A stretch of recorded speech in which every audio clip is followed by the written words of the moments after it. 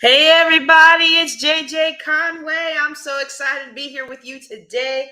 We are in Granbury, Texas. Yes, this is our first live Building Wealth Together meeting since the pandemic, and I'm so excited to be here. Now, I will have to admit, somebody forgot to charge the wireless mic. So I don't know how the sound is going to come out today, but I promise you we're going to do really, really good content. This is part 2 of our Wholesaling 101 class that we started last month. So let me go ahead and just call that up real quick. You might remember.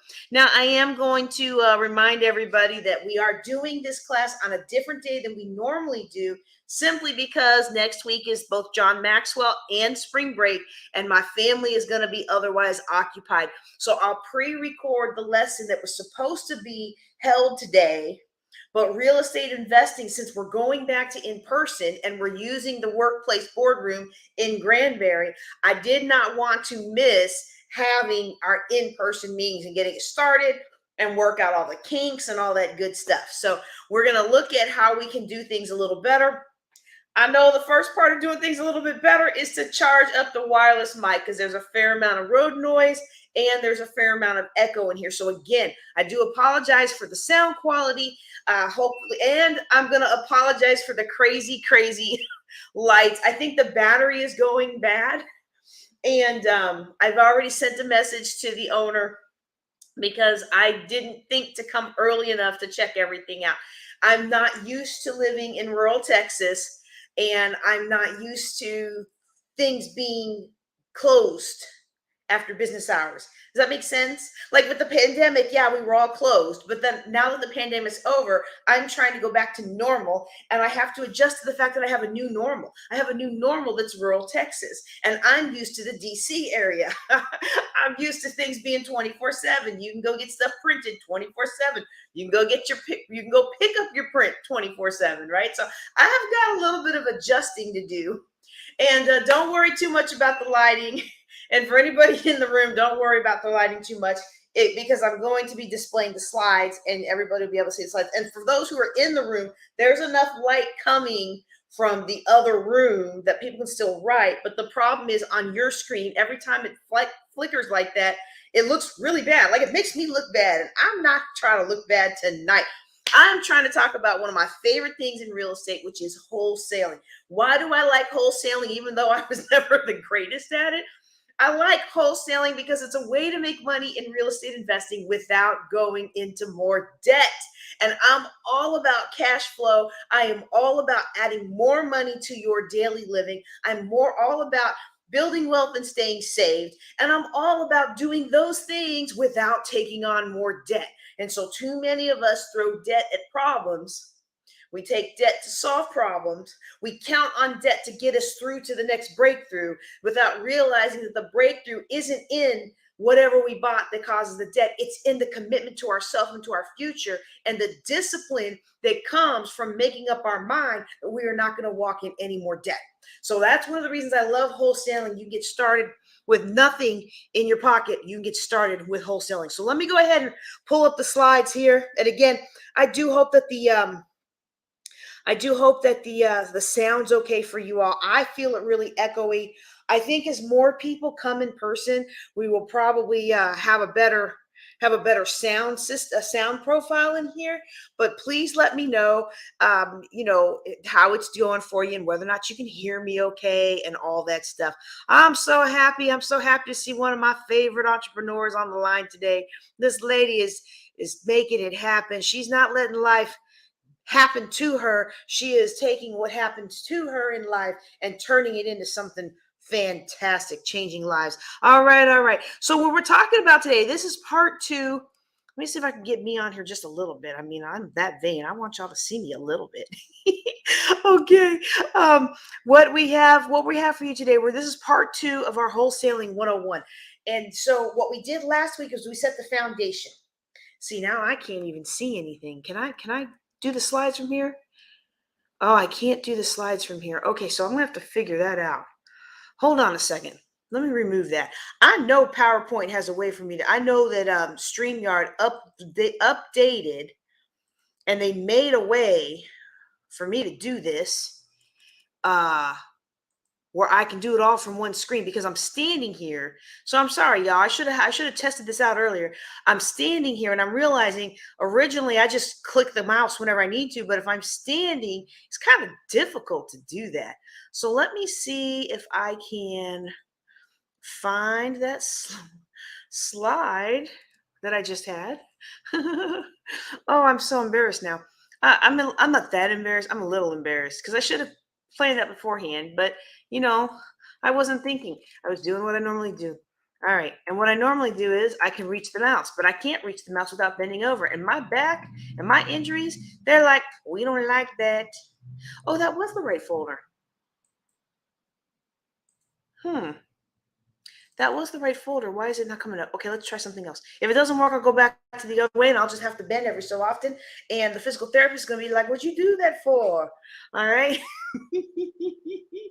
All right. So what we're talking about, while that's loading, it's processing. What we're doing is we're talking about part 2 of wholesaling. So if you have not watched part 1 of wholesaling, then I want to encourage you to go to my YouTube channel and you can watch part 1. Now, Facebook, and I don't know about LinkedIn or any of the other channels. I got a whole bunch of them across the top of the screen here. I don't know about any of the other channels that we're doing, but I know that Facebook for sure, when I pull the content off of StreamYard, because I use up my allotted amount of storage pretty quick, right? It comes down. And then I've noticed with YouTube, it stays. So my intent was to broadcast, pull down, sell. But guess what? I'm not trying to disrupt my YouTube ratings, because these videos get, 100, 200 views by the time I get around to checking on them. So we're not trying to mess with that. So what we're going to be doing in 2023, this year now, is you might have already noticed with some of the other content is actually decreasing the amount of content so that what I'm giving is more appropriate for those who are just kicking the tires, and then preserving the integrity of the people who have paid me $900 a year to be part of my investment group, so that they themselves get the more juicy content. Is that fair enough tonight? Is that fair enough? I know we all like to get everything for free, but there are people who've paid me a lot of money to get access to these videos and get access to the content. And if I'm not going to pull down the content, well, the next best thing for me to do to honor their investment in me and their investment in themselves is to make sure that I am giving an appropriate amount of content. So with that said, if you know already that you're going to want to learn more about this stuff, then I encourage you, I still have to click it. I encourage you to, I still have to click it, so it doesn't matter. I might as well just go back to the way I had it. I encourage you to PM me, because I'm setting up a full day workshop on this. And right now I've got 2 people, and basically the time and date is going to be based on who tells me they're interested. And we're going to find a time that works for everybody, whether they're in person or they are virtual. And right now, the way it's looking is that we'll do it in person. If it's just 2 of us, 1 virtual and 1 live, we'll do it at my kitchen table, and I can keep the cost down because I don't have to go book a room. So if you're interested, let me know, because if you don't let me know that you're interested, you're not going to get the link. You're not going to get an invite. This is your invite. Okay. So what we're doing with Real Estate Investment 101, for those of you who are not familiar with the series, this is my way of raising money for Global Youth Initiative. I conduct 2 Global Youth Initiatives. You should see them on the next slide, one in Erath County and one in the Arklatex. And this year, we may not be doing both areas just because of the time constraints, but you got to raise money for it. It's a John Maxwell initiative. Hold on, let me do, yeah, you can see the slide.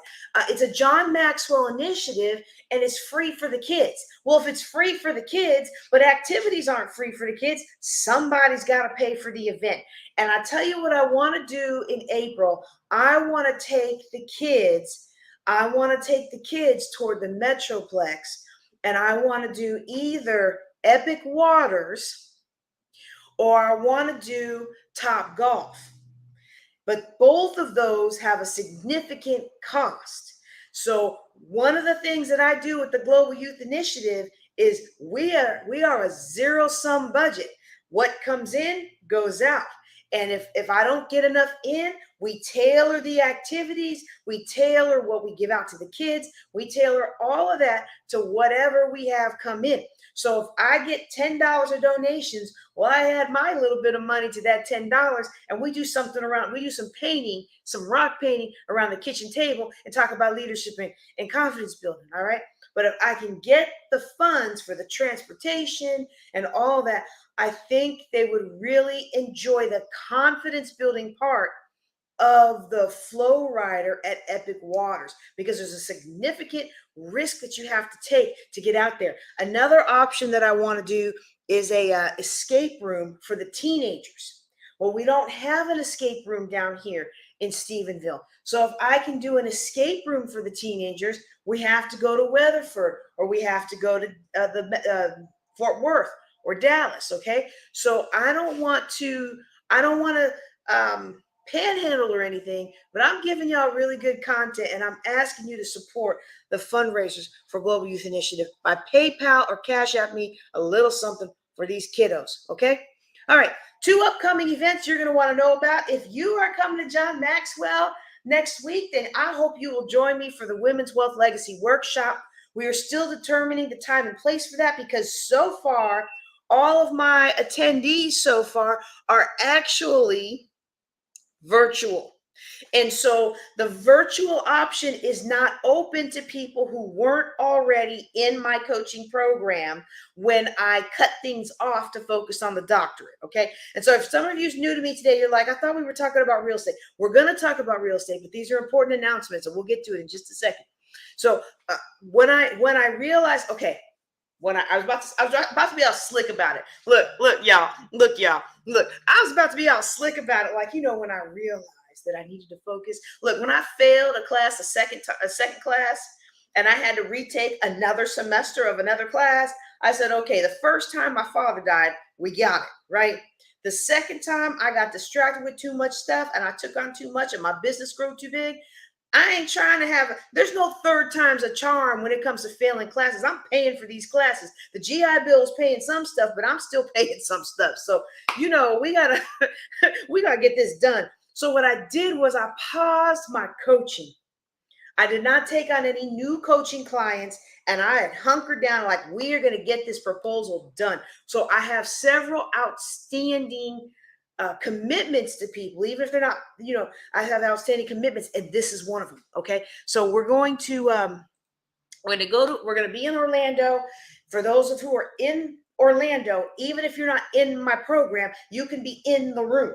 But if you are not in the program, you're not going to be in the Zoom. Okay.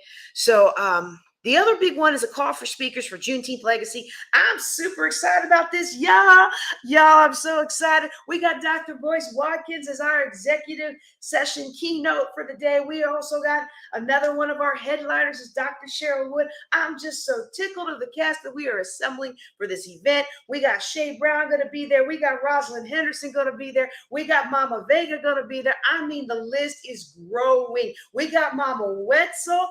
Oh, y'all, she going to be talking about Black love is a real thing. She is going to be in the room. We are going to have a fabulous time at Juneteenth, okay? And so if you know that you want to be a speaker at Juneteenth, okay, you are welcome to apply at JuneteenthLegacy.com, or you can go to Speak at Juneteenth. There is an in-person component in Chicago, and there is the hybrid, the Zoom port that's going to blah, blah, blah, blah. Okay, there's the in-person part that's going to be in Chicago, and there's the virtual part that's going to be over Zoom, over broadcast. The meeting itself, hold on a second. The meeting itself, the executive session, the general admission to the live event will be broadcast via Zoom, but there will also be additional talks that our speakers are providing that will be broadcast to the public free of charge. So whether you want to be a speaker or whether you want to get your ticket to attend, you want to be there. Now you might be saying, JJ Conway, you live in Erath County and you're teaching in Granbury, Texas. There's probably not but like 10 Black people and all around you. Why are you hosting a Juneteenth conference? Well, I want you to still come to the Juneteenth conference, all my Erath County people, because it's going to be important for you to learn the issues that are facing people as our college goes up in division. Now they're Division 1. And as things change, you want to be equipped instead of a hindrance. So I'm encouraging everybody under the sound of my voice to register at JuneteenthLegacy.com. And we still have slots for both in-person speakers and virtual speakers. But I'm going to warn you, the in-person speakers are closing up fast because I only have so much time on that stage. So you want to make sure you are in that room. You get some footage. You get to be able to have dinner with Dr. Boyce Watkins. You get to be able to say you shared the stage with one of the preeminent financial minds out there. Oh my goodness, y'all, it's going to be good, good, good. So is today's discussion on real estate investing. So again, this is my fundraiser for Global Youth Initiative. I hope that you will support us by PayPal or Cash Apping me a little something for our kiddos in Northwest Louisiana and our kiddos in Erath County. If you have an organization, I actually still have one weekend left in April that has not been booked. If you have an organization that would like to bring this John Maxwell content in, and you are in either one of these regions, hit me up and let me know, and we will make sure you get on the schedule. Again, it's free to your organization. It's free to your children. Now, if you get more sponsors, the kids get more stuff. But if you just want us to show up and teach, hey, I'm here to help your kids grow because somebody helped me grow. All right. This is the schedule for 2023. So we did in January, we did Real Estate Investing 101. I did an overview of 20 different ways you can make money in real estate investing, even if you don't buy the house. Last month, we did Wholesaling 101, Part 1. Okay. And in Wholesaling 101, I laid the foundation. We're going to cover a little tiny snippet of that today, but then we're going to go into the nitty gritty of the actual 7 steps. Okay, so that's what we're going to be doing today, and I hope that you are going to enjoy it. In April, we're going to set the stage for Tax Sales 101. Most of the tax sales that I invest in happen in May and June. So if you want to look over my shoulder, I want you to be equipped. And let me tell you something. If you have been wanting to get involved in real estate investing, but you don't have a lot of money to actually buy the properties with cash in hand, and you're really not feeling wholesaling, what I talked about last month and I'm going to talk about today, I want you to consider saving up your pennies for investing in tax liens, tax certificates, well, and in some jurisdictions, tax deeds, but that can get a little pricey because I'm going to talk about all 3, and then I'm going to invite you to look over my shoulder as I execute this year's tax sales. So if you live in a tax lien state like Maryland, or if you live in a tax certificate state like Louisiana, or if you live in a tax deed state like Texas, I'm your gal. We got that tax sale trinity right there for you to learn and invest at a price point you can afford. Okay, so it's going to be good, y'all. Ooh, it's going to be good. All right, you know what? I wouldn't do it if I didn't think it was going to be good. All right, and we're going to go into Tax Sales 101. We're going to do the look over your shoulder throughout May and June, but for May's class, it's going to be Foreclosure Consulting. We're going to do self-directed IRAs. We're going to bring back one of my most popular classes, which is Creative Financing 101. We're going to talk about commercial real estate. We're going to talk about private lending. We're going to close out the year like we always do with Think and Grow Rich and count down to your best year ever. Okay, so just a little bit about building wealth together. For those of you who are new to me and my body of work, we are not get rich quick. This is that you don't see any private jets and you don't see any island trees and people sitting on the beach doing nothing while they get paid, right? Like that's the dream. I get it, but this isn't get rich quick. I believe you can have all those things, absolutely, but we are focusing on building wealth in ways that are ethical and accountable. And so we provide you the education. And I like to think that we are solutions, not a sales pitch. And one of the reasons that I like real estate is, unlike many other ways that people have gotten wealthy, it is repeatable and it is ethical. And what I mean by repeatable is that I've seen lots of people profit from real estate. As a financial planner, I can't say that about most other vehicles. I can say that about investing in mutual funds. even index funds. I can say that about real estate. I can say that about going to work at a decent job and saving your money and investing it in the market for 20 to 30 years. I can say that those things work 100% of the time for 100% of the people who do it the way that I teach. But I can't say that about this cosmetics company. I can't say that about this jewelry company. I can say I made a little something out of those, but I didn't make a whole lot. I know people who make 7 figures in some of these other companies, but not me and not most of my clients. So there's lots of different ways to make money in real estate, whether you're actually buying the property, whether you actually make money even you don't buy the property, whether you have an industry that's related to it, like being a real estate agent, or whether you have services that wrap around real estate, like vending machines and ATMs, okay? So there's 20 different ways that I taught in the January class on how to profit with real estate. These ones shaded here in blue, these are ones that I believe you can profit easily. Now, it might not be, I shouldn't say easily, I should say simple. Because it's simple, but it's not easy. Because if it was easy, everybody would do it, right? But you can profit from these methods without even buying the property. And these ones that I've got shaded in green, those are the ones that you can profit from even if you don't have any money. So now if you are listening to this as part of the Building Wealth Together podcast, then first of all, I do encourage you to watch the lesson on the on my YouTube channel, JJ Knows the Way.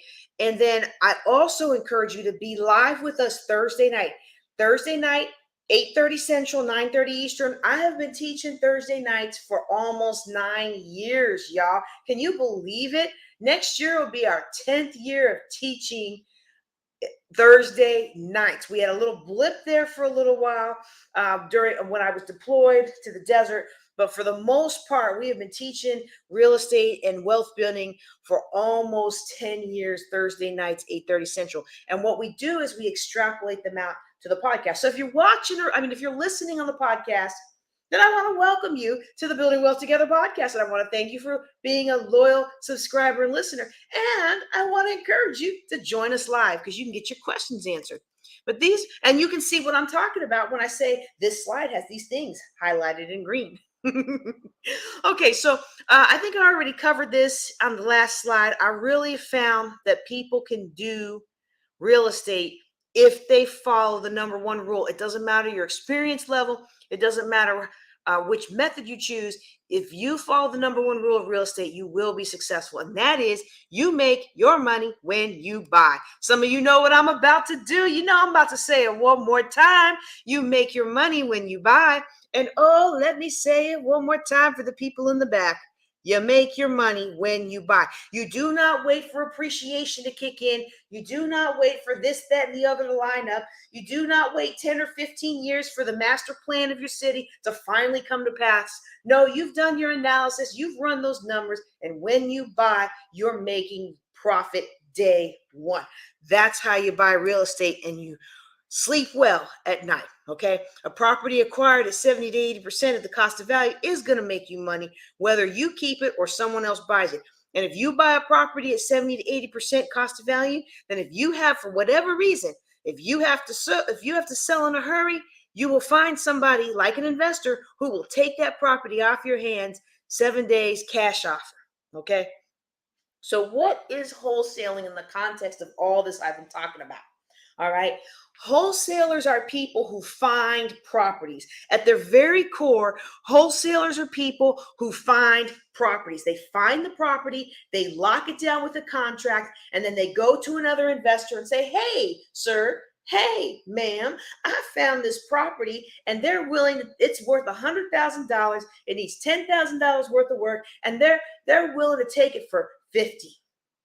And you take your contract where you prove that they said they would take 50, you sell or assign your interest in that contract, in that property to this investor, and that investor rewards you with cash or equity or some other predetermined compensation for your time. You are basically trading time for money. You have much more time than you have money, and the investor has more money than they have time. It's a win-win situation. And if you do it right, it's a win for the homeowner. And y'all know I love the win-win-win. I'm all about being a blessing as I get my blessing. All right. And so when we help a homeowner who's in a tough situation, we help her or him get out of this tough situation. When we help an investor acquire a property at a discount, we also help our pockets and our financial future. You don't actually close on the property. So in order for this to work, you have to build your investor network. Now, I see this blob down here, but I thought I put that. Oh, there it is. Okay. Well, I should have deleted that. Sorry, y'all. Ignore that. Here's a better thing, because it's all hidden behind that picture. So I redid it here. I know it might seem strange if you're new to the concept that somebody would actually pay you for this. Oh, absolutely, all day long. In fact, if you could guarantee me that I'm going to profit $50,000 from this property, I'll pay you $5,000 to just keep finding them for me. I'll pay $5,000. I'll profit 50, so my net profit is 45. I'll take 5 of that, buy another property through you. You get 5, I make 45, and the process rinse and repeat. It doesn't take very long to be able to do that before not only is the investor financially independent, but also the wholesaler is financially secure. Because I don't know anybody listening to me today that couldn't use an extra $5,000 a month, right? So the way that this really works well is when you have built an investor network, and that's what we're going to talk about today. So I'm going to offer you later on, I'm not going to make a monetary offer. You can put your credit card back. You don't have to pull out your credit card. Your debit card is what I prefer, but you don't have to pull out your card today. I'm giving you content today, but if you know you want to dig deeper and you want to work with me, especially if you're in Erath, Parker, Tarrant counties, you want to connect with me, send me a message and let me know that you are interested, and I will work with you and the other people who are interested to find a time, place, and secure the cost. I guarantee you it won't be more than $200. But hey, if it's a certain number of crowd, we can get a certain venue to sponsor. It might even just be cover the cost of your paperwork and my time. I mean, how lovely would that be, right? So anyway, if you know that you want more information, you can do that as an option. Or you can go to one of these fine RIAs that I have listed here. These are people that I have worked with, and they have taught me valuable lessons in real estate investing at different places when I've been stationed. And they have been a blessing to me, and I'm sure they will be a blessing to you. All right. You might ask yourself, why isn't anybody doing this? Because JJ Conway's making this sound like it's a really good deal. Well, if you were on here last month, you'll know the reason is because it's a numbers game and people get tired of playing real fast because it's a whole lot of rejection. It's really a numbers game. Out of 100 offers you make this month, only 10 or 15 are even going to respond to you. Most are going to ignore you. And that's already demoralizing. If you don't realize it's a numbers game, you at least want them to come back and say no. They don't even come back and say no. They just don't respond, right? But out of the ones who are willing to negotiate, you might get 5 under contract, 5, maybe 7 under contract. And of the ones that actually go under contract, you might wholesale 2 or 3 of them to an investor. So you've got it locked under contract. You've sold your interest or assigned your interest to an investor, and you think, oh, this is great. But out of all of those, out of 2 or 3 that get wholesaled, only 1 is actually going to likely go to closing and result in that fat payday. So let me tell you, most people get real tired of this real quick. It's the same thing with anything in life. Real estate and wealth building is the same as every other thing in life. People get tired of making phone calls and rejection and offers being rejected in real estate. People get tired of working out at the gym and they don't see enough movement fast enough. People get tired of pouring into relationships with their significant other, and so they give up too soon, right? Everything we want in life is on the other side of hard. Everything we want in life is on the other side of work and effort. And I'm not talking about work hard and for the man and grind away all your strength and power. No, but this still takes effort.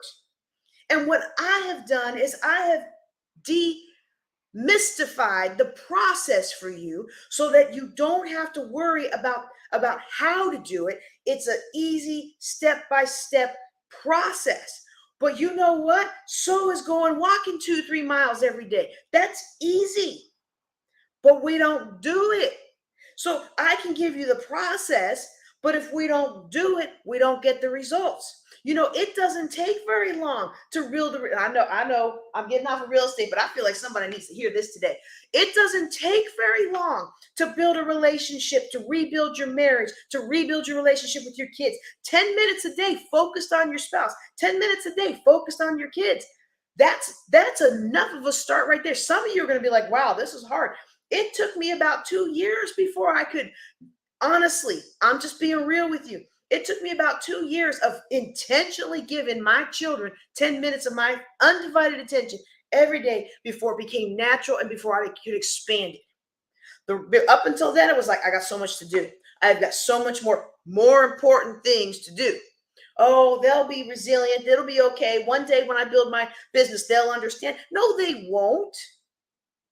And I get it. I think guys do this more than women do.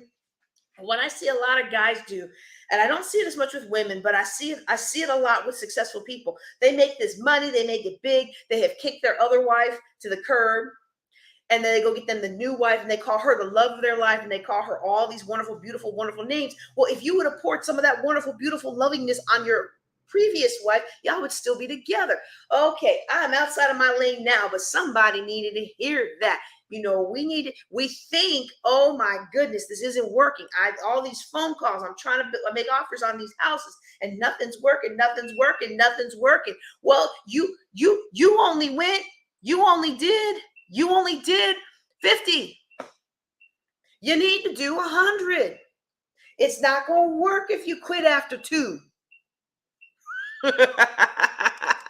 It's not going to work if you quit after 2. I had somebody call me up. She's like, I don't want a door knock. I don't want to make phone calls. I'm a realtor now, so I can put in offers, but I don't want to put in mobile offers. And I was like, well, I don't know how you're going to make money in real estate, because that's how you make money in real estate. Okay, so we're going to talk today about how you make money with wholesaling, which you don't actually buy the property.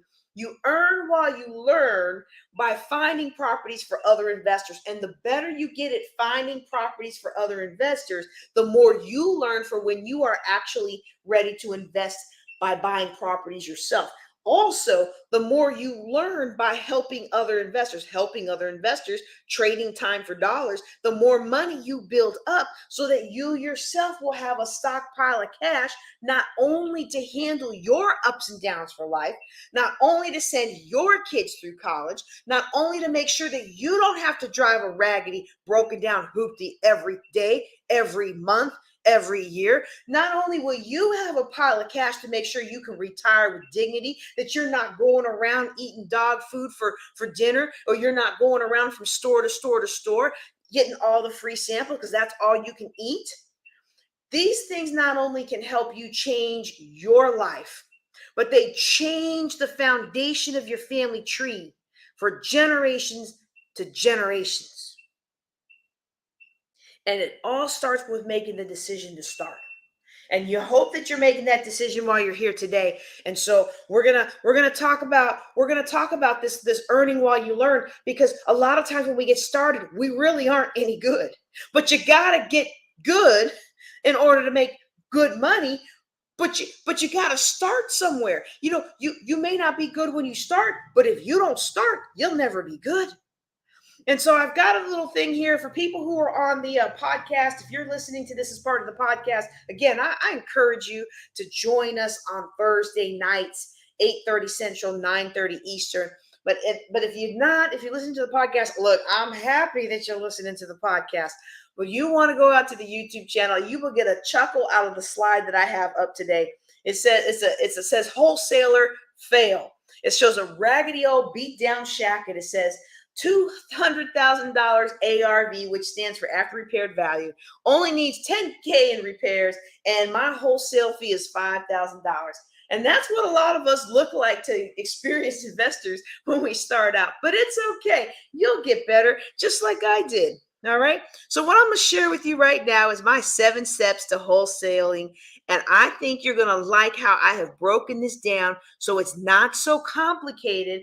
And even though it takes effort, and even though it takes consistency, it takes consistent effort. So whether you're making 100 offers a week, whether you're making 100 offers a month, 100 offers a quarter, you control your destiny. You control your results because you can control the numbers. And these 7 steps will help you have greater control and make more money with less effort, so you can focus on doing the good that you were called to do. Now, these are my wholesaling steps. I'm not going to hang too long on this slide because we're actually going to go through each step. We got a slide for each step, but you're going to want to build your buyer list. You're going to want to find candidate properties. I'm going to talk about prospecting and marketing. You're going to want to research those properties to determine the ownership and value, making sure that you make your money when you buy, not because you're going to buy the property, but because you're going to lock it under contract and you want another investor to buy it. So you kind of got to know what's going to be a good deal for them, right? I'm going to give you guidelines on that. Once you kind of do that research, you make your offers, you get the property under contract, you sell or assign that contract to an investor on your list, collect your fee, and I'll add step 7 in later. So the first step is build your buyers list. Now, I will say you are doing step 1 and 2 at the same time. You don't build a big buyers list and then go find candidate properties. You got one buyer on your list, you start finding properties. And I'm gonna tell you right now, all y'all got a buyer on your list because you've got me, JJ Conway. I'm your first member of your buyers list, y'all. The numbers work, I'm buying. And so you go ahead and do both at the same time. All right. We will have to figure this out because I feel bad if I'm teaching to the camera. I feel bad for anybody in the room. Like I'm trying to make eye contact and stuff, but I'm also trying to, you know what I might just do? I'll just see if somebody can click this for me next time. We'll figure that out. Okay. So number one is building your buyer's list. Okay. So when we're building a buyer's list, we've got to understand that in real estate, there's 2 types of buyers. Okay. You've got retail buyers. That is like the family that's looking for a house. They go find a house. It's a pretty house and the floor plan is exactly what they want. They're so happy. They make an offer. They move in with their 2.5 kids and their happy dog, and life is great. Okay. As an investor, that's who you're ultimately selling an investor house to, or perhaps renting. That's the kind of family you're renting a house to. Okay. But when you're looking for properties, you are not looking for something that's appealing to a family that will live there. Now, you could if you are doing your own flips, right? But if you're strictly wholesaling, what you're going to look for is a wholesale buyer. And this is same like in any kind of commerce. Okay. So when you have a business, if you have a vending machine, okay, you have a vending machine, you go to Sam's Club, you buy all the candy in bulk for your vending machine. You get there, you don't have to pay sales tax. They sell them in those big bulk boxes. Back when I first became a Sam's Club member, like almost 30 years ago, you couldn't even have a business account unless you had a business. Like now, everybody shops in Sam's Club, Costco, BJ's, all them, right? But back then, you had to have an actual business to have a business account at Sam's Club. And so you could get your significant business discounts and you got your taxes off because you're taking the product, you're going to resell the product, and now you're going to make a profit. Okay. It's the same thing. You know, what was another example? When I had my boutique, when I had Precious and Pleasant Boutique. So I still have it. We do orders twice a year, once for Christmas and once for General Assembly. Right. But when I had that, I bought the clothing at a discount from the supplier.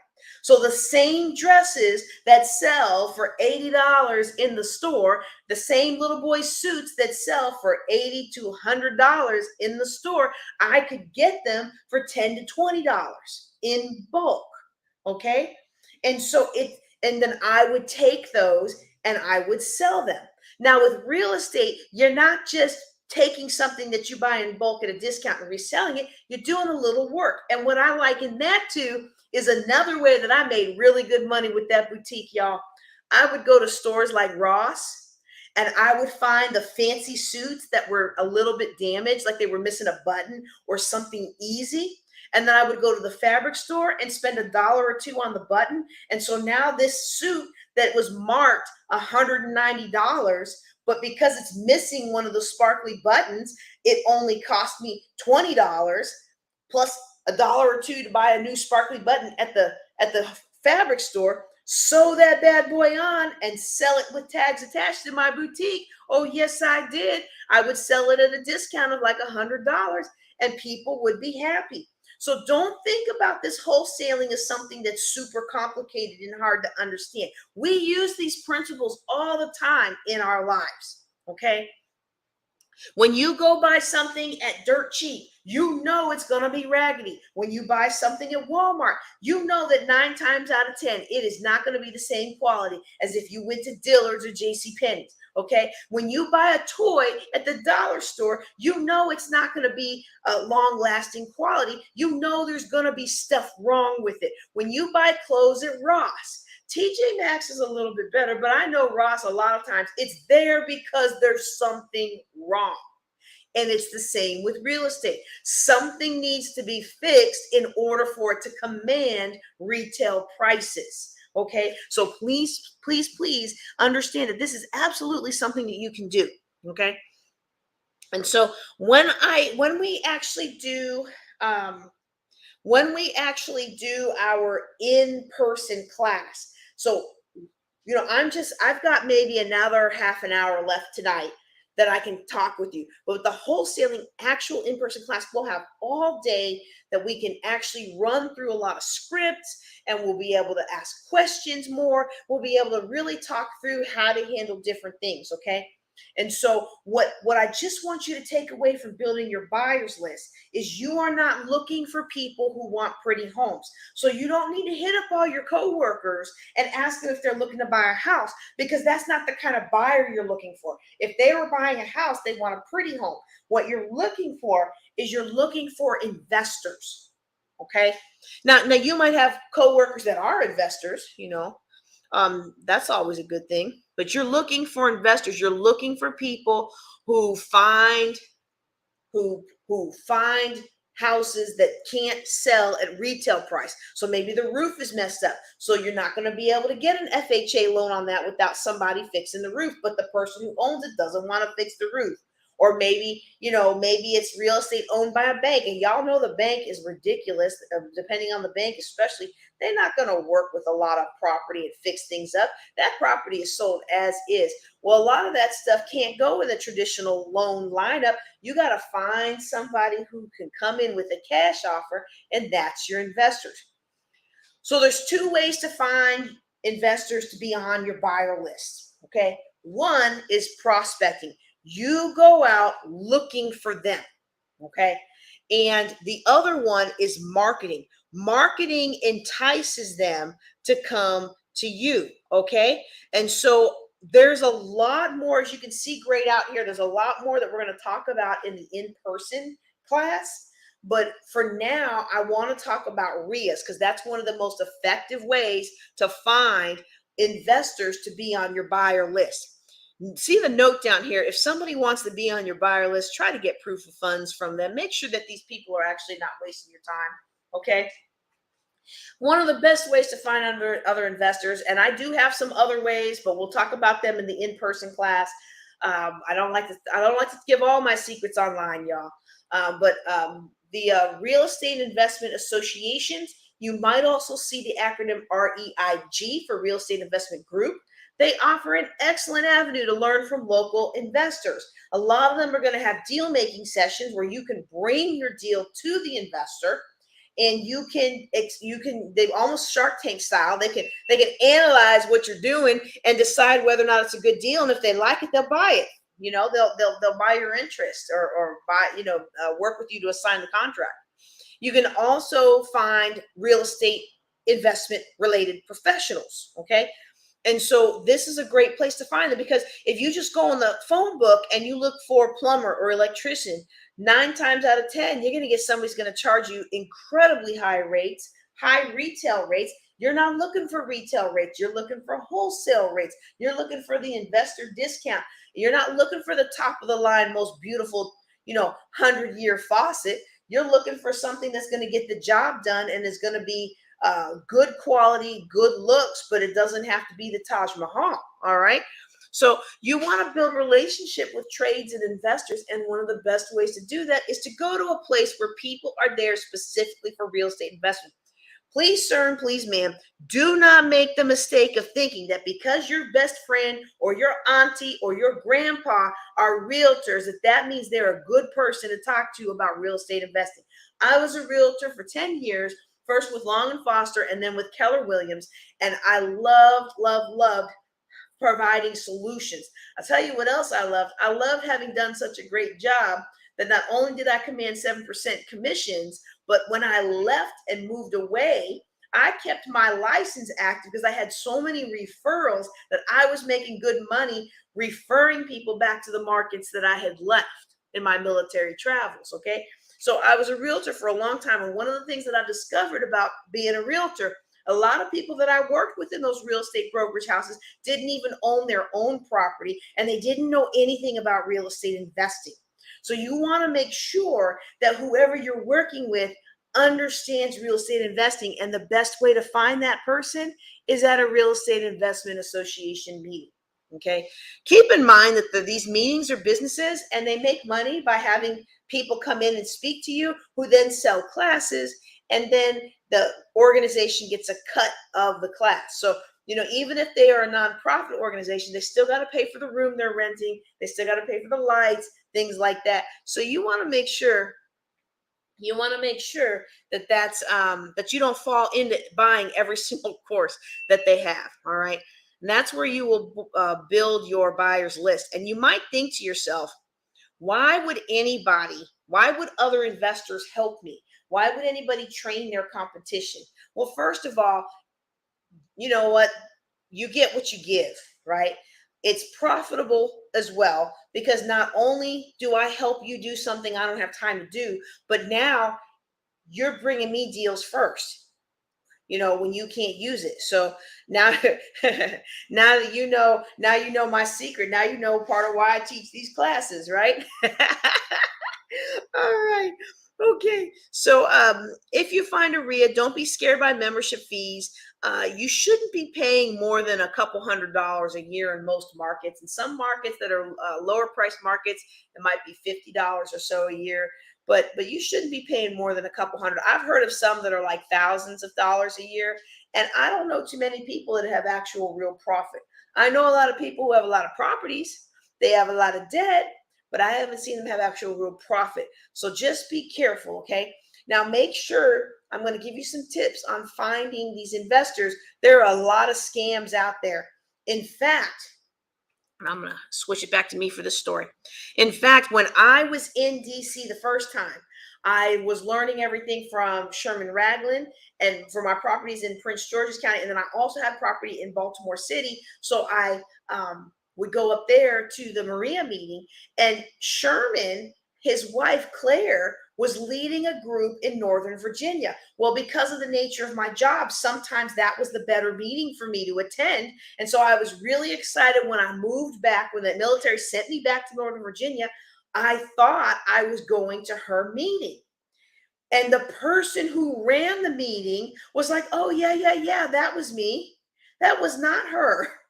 They had similar features, but I could quickly tell that their spirit wasn't right. And I did join because she said it was her, and she's so excited that I'm back and all these things.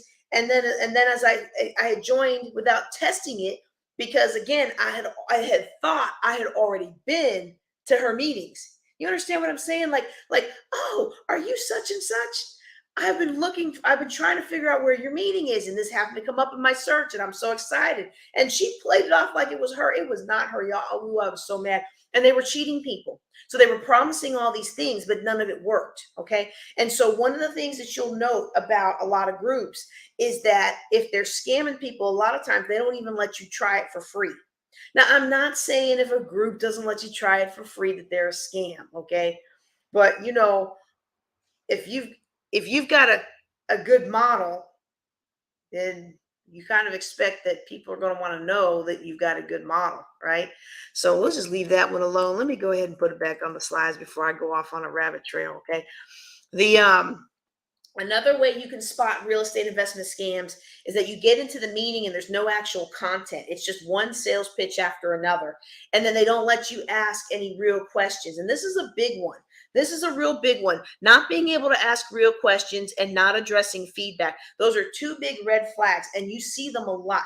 I have seen them a lot. There are people that I know who have paid hundreds of thousands of dollars for real estate investment education to people who won't let them answer questions, who won't provide feedback, who won't accept feedback. Like, hey, you keep advertising this, but your website's been broken for 2 years.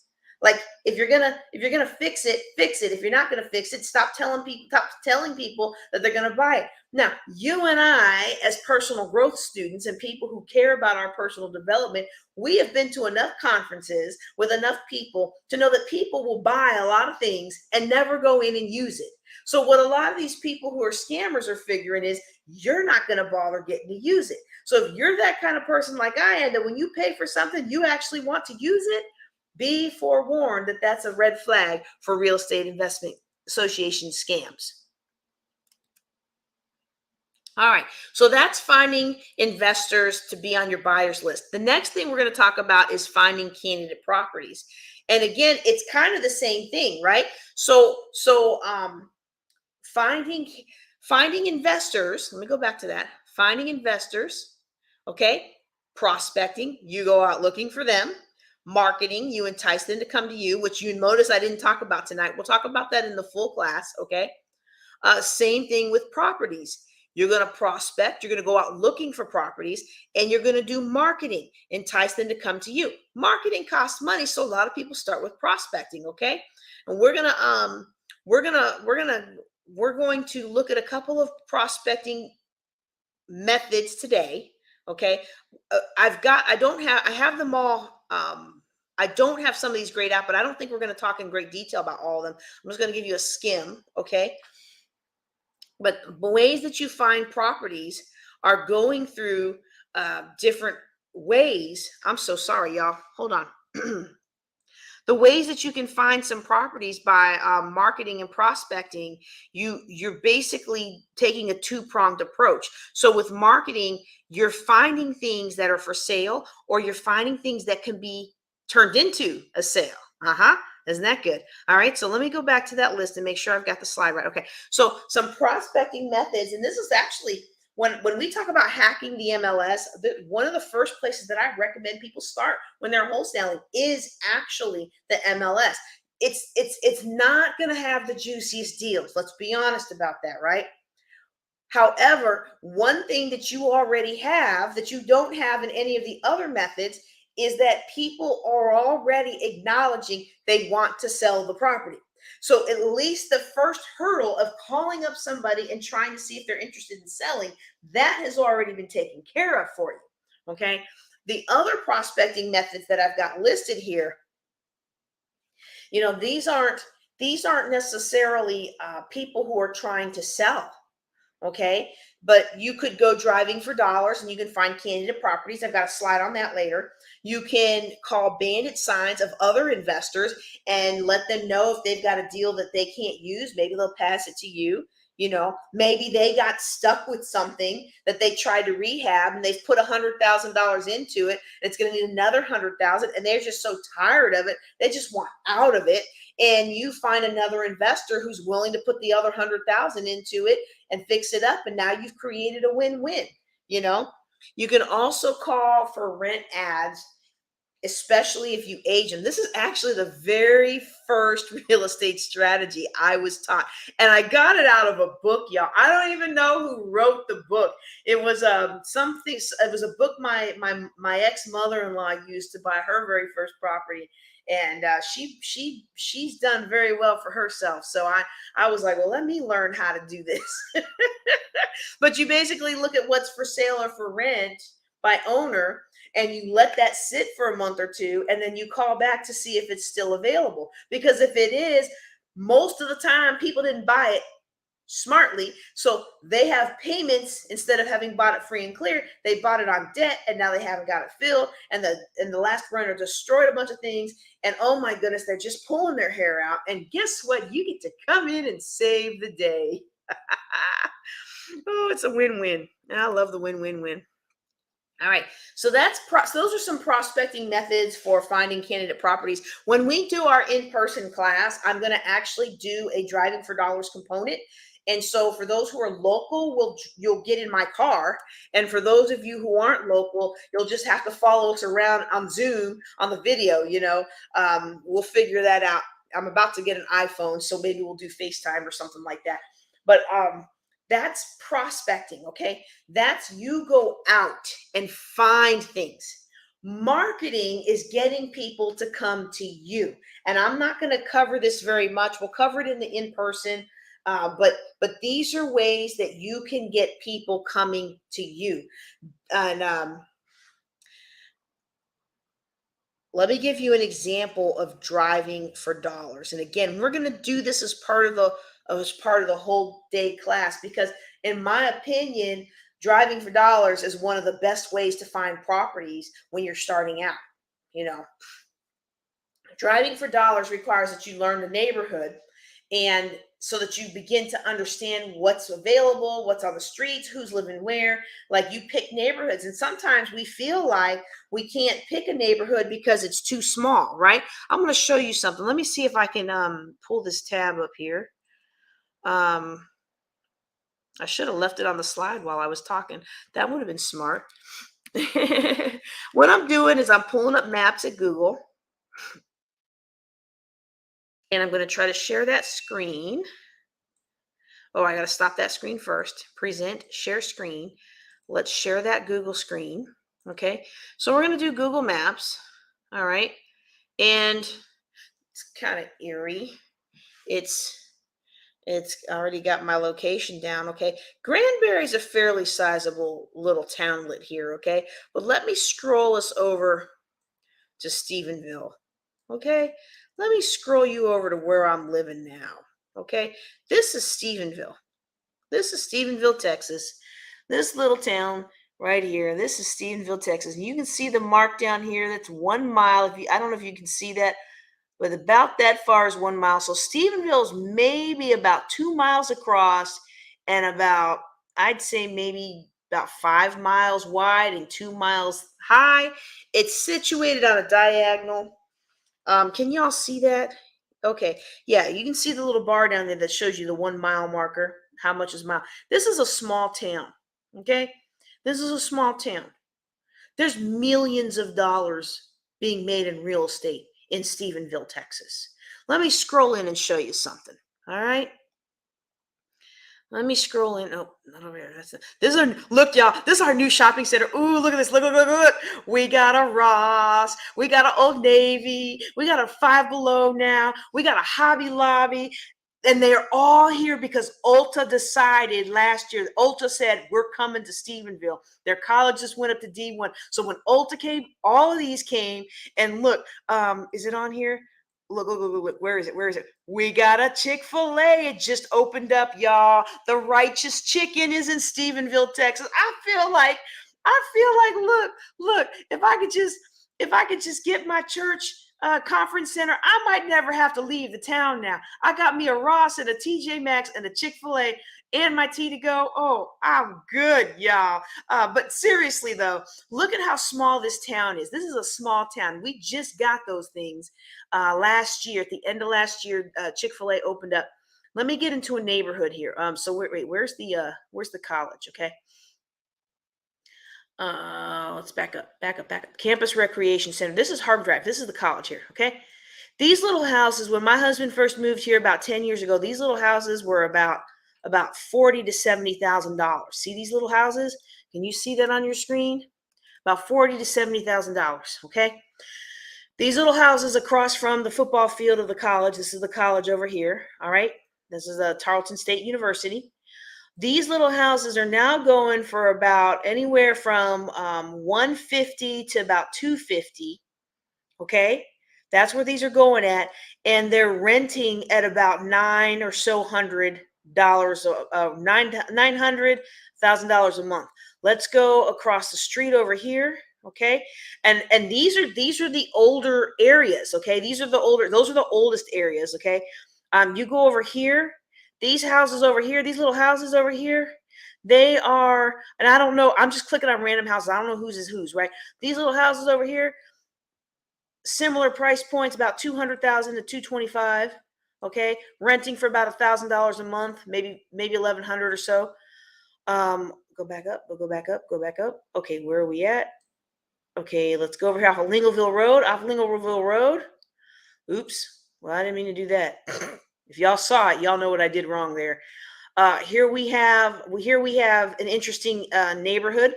This side of the if y'all can see that, it's not letting me mark it at all.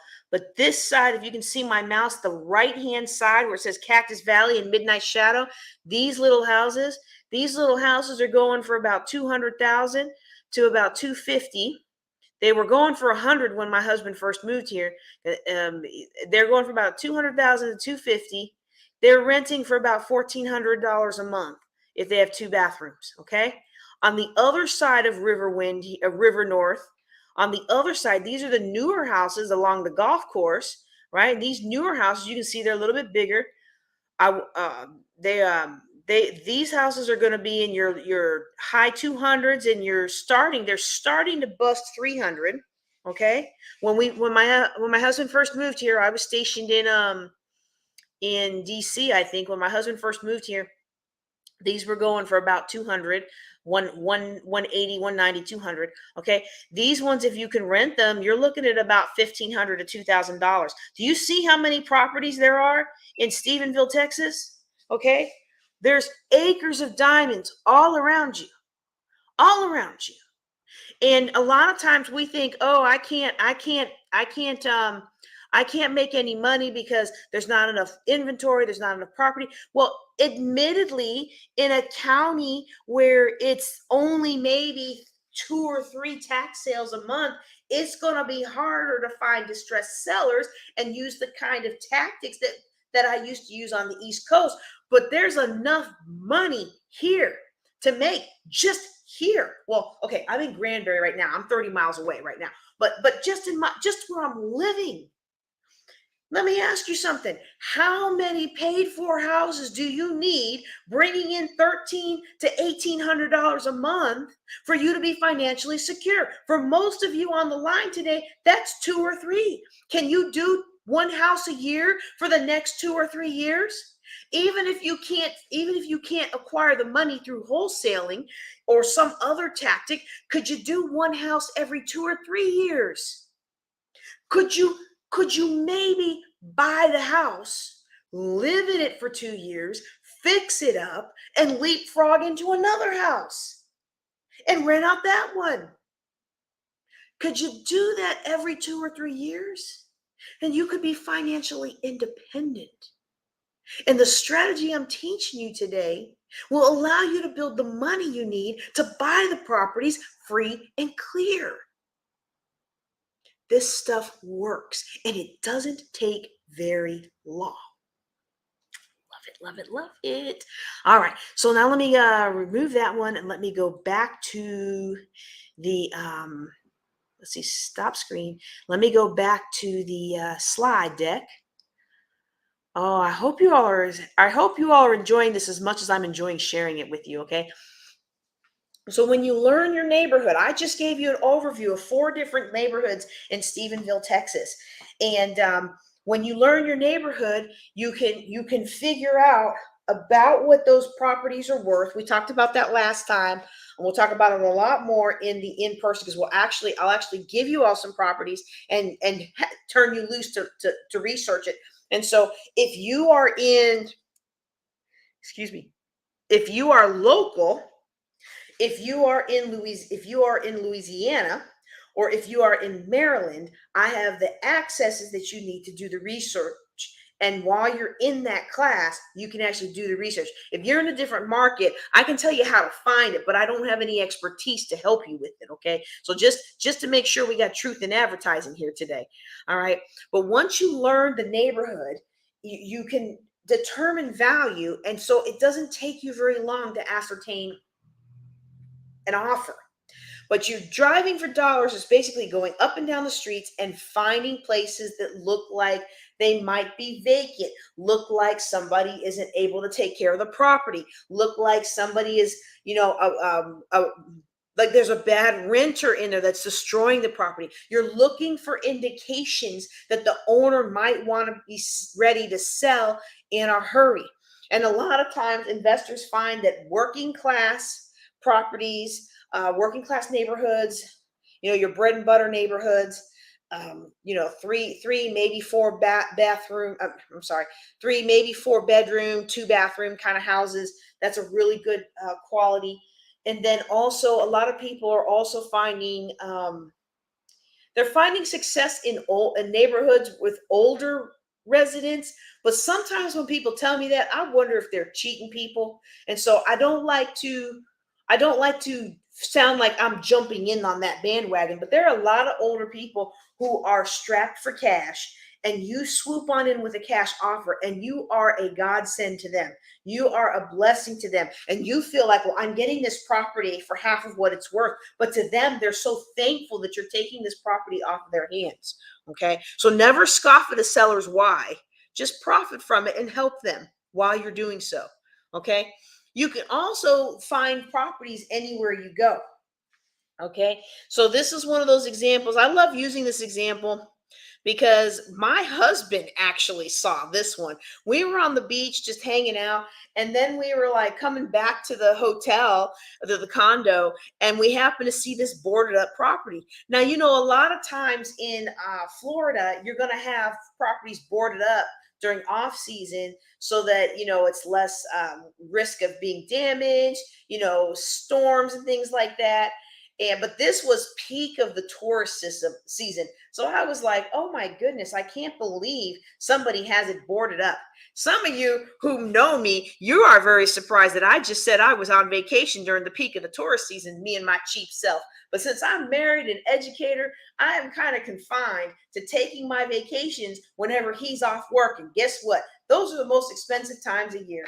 This property was boarded out. Somebody was losing out on property. And so unfortunately, this property didn't work out for me. But it's what I always like to say is, if you tell me no, you're just one of the no's I have to go through to get to my yes.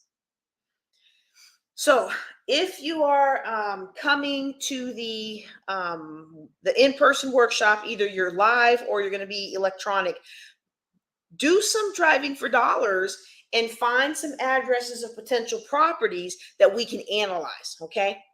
So we've covered the first 2 steps. We've covered building your buyer's list, and we've covered finding candidate properties, prospecting, and marketing. I should probably put prospecting and market up at buyer's list, but I wasn't gonna cover marketing today. So anyway, you're gonna then want to research to determine the ownership and the value so you can make your money when you buy. All right. So let's go ahead and wait, am I missing slides? Whoop, wait a second. Did I not do the right slides today? Or are they all covered up? Oh, they're all hidden. Oh, yeah, those are the scripts and stuff. Yeah, I'm sorry, y'all. I should have planned that better. Somebody's like, well, gee, now you told me about it. Now I want it. Well, you got to sign up for my class. Sign up for the class. All right, let me go back. Okay, so what we're going to talk about more in the hands-on class is we're going to talk about doing the research. And one of the reasons it's really hard to go into all the research at a forum like this is because, to me, I feel like there's enough YouTube out there. You can go YouTube. There's enough people trying to sell you into something that will give you some teasers and things. But the best way to do it is to actually, no kidding, get your computer out, get your phone out, and start doing it. And so we're going to do that hands-on piece where we actually walk through how you can determine the value. Okay. And I do want to walk through one thing that we're gonna need to do. The other steps, once we determine value, are fairly straightforward. Once you've determined value, you make the offers in accordance with that value. And if the owner's willing to come down to the value you're willing to pay, or you think an investor will be willing to pay, you get the property under contract. You sell that or sign that contract to an investor on your list, and then at closing, you collect your fee. But something I want to explain to you is why you can't just go with a low level. And hopefully there's not too much glare on the screen that I can show you this, okay? So if you have a neighborhood, let's see how that comes out. Does that come out? Okay. If you have a neighborhood of houses, okay, you have a neighborhood of houses, okay? For the most part, they're all going to be the same. They're all going to be about the same. You know, one of them is going to be a little more because the people added another bathroom or an extra bedroom on the back. So one's going to be a little more. You're always going to have some egotistic guy who's trying to prove what a big man he is by building a Taj Mahal in your 100K neighborhood, and that's going to be worth 150K or something like that. Like, there's always somebody like that, right? Y'all know what I'm talking about. And then on the other end, you're always going to have somebody who's got a shack, right? There's always going to be a shack that's, not worth much. But the bottom line is that most times properties on a street are going to be worth what they're worth based on location. Okay, so once you get to know your neighborhoods, then you'll know that a property in this neighborhood is worth about 100K. Some might be worth a little more, some might be worth a little less, but for the most part, they're going to be worth about 100K. All right, but you don't want to just pay 100K. Okay, ooh, that was weird. All right, let me come to this over here. Okay, you don't want to just pay 100K for your house if you're buying an investment property, okay? You don't want to just pay that if you're buying an investment property, because when you buy an investment property, there's different fees that go along with buying that investment property. And some people say, oh, well, I'm not going to have to pay the realtor fee because I'm going to do a buy owner. Well, guess what? When you do buy owner, what happens to the price? The price goes down. Why does the price go down? Because everybody figures you're doing buy owner, you're saving out. That's the whole point of doing buy owner, right? It's to save on the realtor cost. Okay. So when you buy a property, day one, 6% or 7% goes to the realtor. Okay. And if you're buying an investment property, that's way bigger than 6%. I realize that now. Okay, but I didn't draw very well. Ooh, y'all really can't see that very well. Okay, stand by. We're gonna erase that. Y'all got this, right? Everybody's got that. You're screenshotting that, and you're gonna send me some cash to PayPal or Cash App, Queen of Cash Flow, right? Because I said if you screenshot stuff, you're gonna send me a donation, right? All right.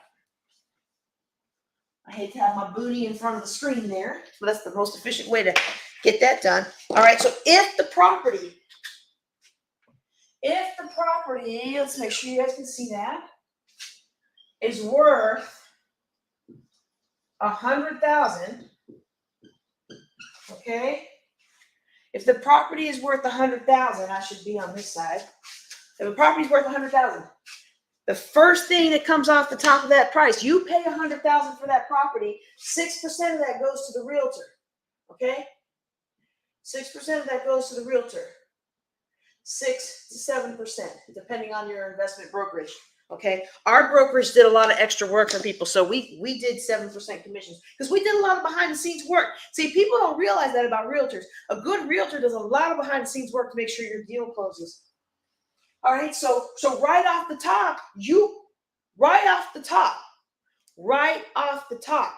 paid 100,000 for this house, but you cannot sell it for another $100,000. Why? Because you're going to have to pay a realtor and pay back your loan for 100,000. Okay, so the next thing that comes off of a house when you buy a house is you're going to have repairs, right?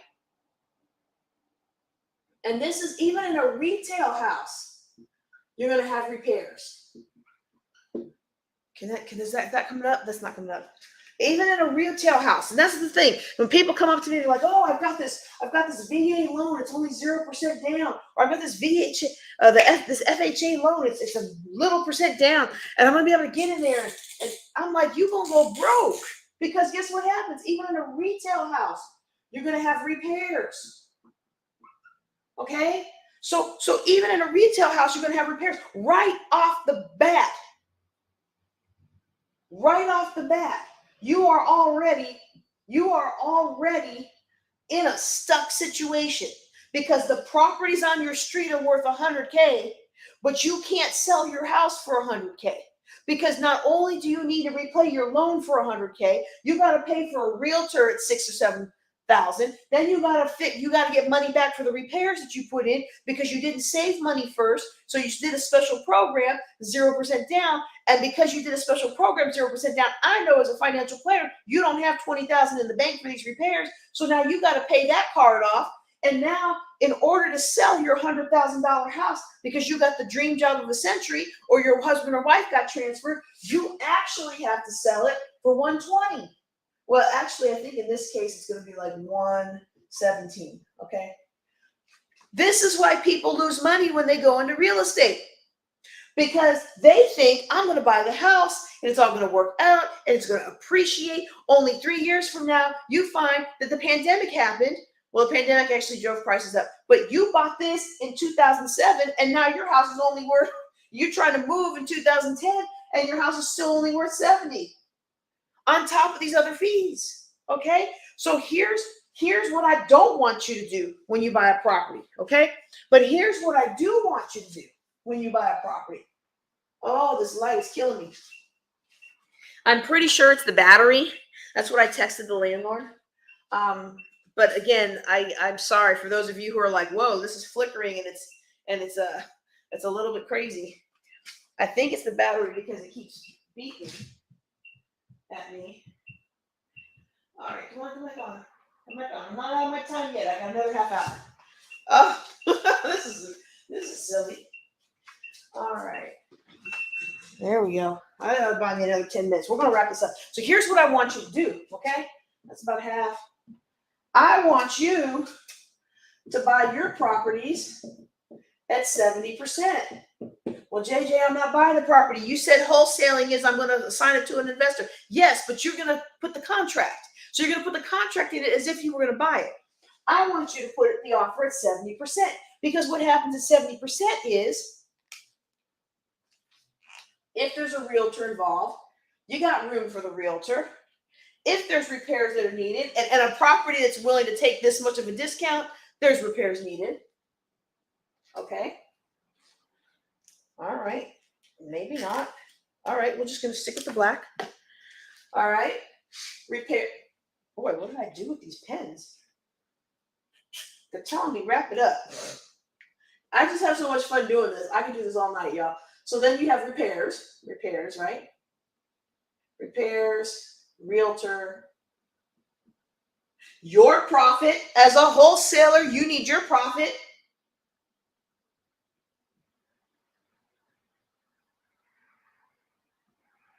And the rest of this is the investor profit.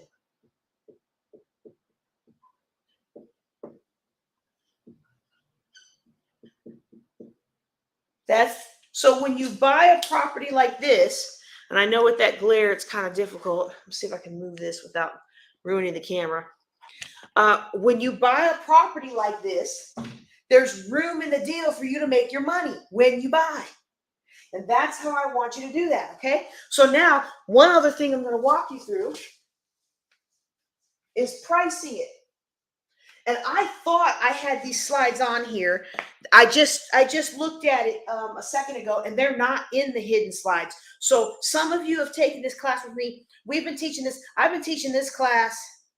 I've been teaching this class before we launched Building Wealth Together in 2015. So I think I first taught this class in 2000. 12 or 13. Let me think, because I was living, no, I wasn't in the DC area then, I don't think. I don't remember, but it's longer than before I had Building Wealth Together. I still remember my very first client, very first student. She's a powerful coach now. I'm very proud of her. Um, when you find a property, we're in this mythical neighborhood that we discussed where things are worth about 100K, okay? When you do your offers, your max allowable offer, max allowable offer, the Mayo, I'm going to put it at 70%. I know some people say 60%. I know some people say 80%. I think in this market, 80% is probably a good number to shoot for, but average, I like 70% to shoot for, okay? Your max allowable offer is 70%. So right off the bat, if a house is in a 100,000 neighborhood, I am not offering any more on that house than 70,000. Okay, 70K. But there's also repairs that are going to need to be made, right? So I'm going to chunk down that maybe this house needs a new roof. It looks like it's going to need some cabinets and counters updating. So I'm going to put down, it's going to need about $20,000 of repairs. Okay, $20,000 of repairs when I'm having a max offer of 70. Now that's going to put me down to 50K. 70K minus 20K for repairs equals 50K. So that's my new max allowable offer, 50K. All right. You guys see where I'm going with this? I'm trying to make this real easy for you so you don't have to be overwhelmed. You can just follow the steps and follow the process. You can just you put everything into the calculator and and then it just spits out a number for you, okay? So that's repairs, okay? Well, there's repairs. Well, you don't just want to plan on repairs because this is something that gets a lot of investors into trouble. It's not just the cost of the actual repairs. So bringing somebody in to do the carpet, bringing someone in to do the cabinets, bringing someone in to do the roof, right? But while you are doing that, you are not going to be using debt because you go to JJ Conway's classes. But the investor who buys your interest in this property and ultimately closes on the deal more than likely will be using a hard money lender, which is why I teach about private lending, even though I don't recommend that you use a hard money lender, okay? But the end of your transaction is going to somebody who more than likely is going to go through a hard money lender. And that hard money lender is going to charge them interest for holding the money. And so it might be that they're paying on 100,000. They're probably paying, I don't know, maybe $500 a month on interest, maybe $1,000 a month on interest. It just depends on the terms of that hard money lender. And so we're going to round it up to $1,000 a month because I've seen some that are doing 10% or 17% per quarter, and then you split that out, okay? So we're just going to round up to 10% to make the math easy. You anticipate that a rehab is going to take 6 weeks to 2 months. I'm a big fan of adding a month for Murphy, okay? So 3 months at $1,000 a month, well, that's minus another $3,000, okay? So what does that mean? That means now I'm not offering any more than 47K for this property.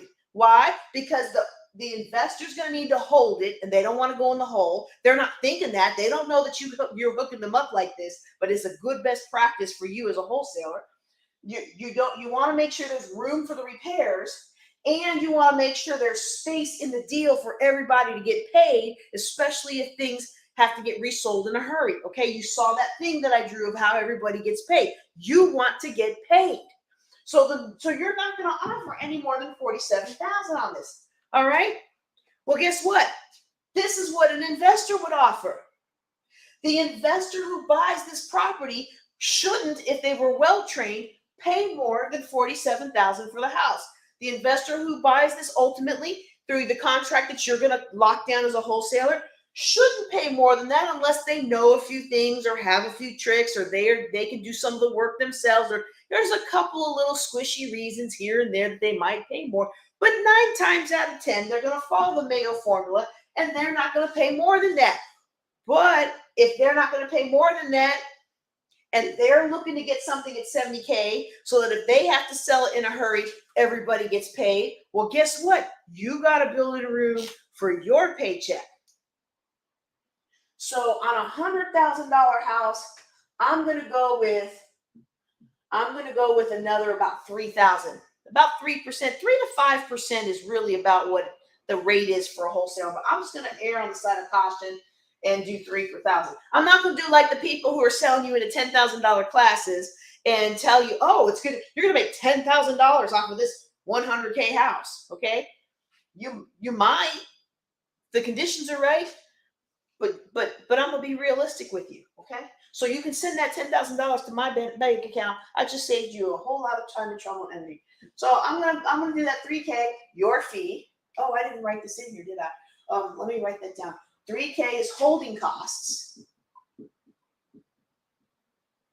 Holding costs equals 3K equals 47. So holding costs is how much it costs for that investor to hold the property while they're doing the work, okay? So that's 20K for repairs, 3K for holding costs, 3K your paycheck.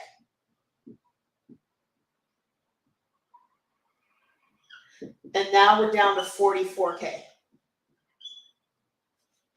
And last deduction, you want the owner to feel good about themselves when they're done dealing with you. So you want to give them some wiggle room to negotiate you up. So I personally would give them some wiggle room. I would give them about $5,000 worth of wiggle room.